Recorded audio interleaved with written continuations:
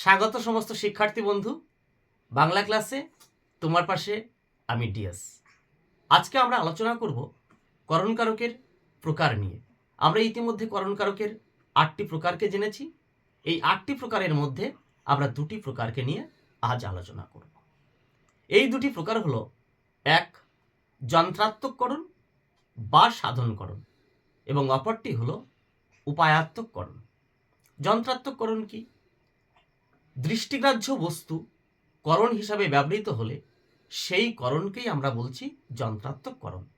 যেমন আমরা বলতে পারি ছুরি দিয়ে পেন্সিল কাটছি, এই ছুরিটি হলো যন্ত্রাত্মককরণ বা সাধনকরণ, কেননা ছুরি দৃষ্টিগ্রাহ্য বস্তু। এবারে আসছি উপায়াত্মককরণ।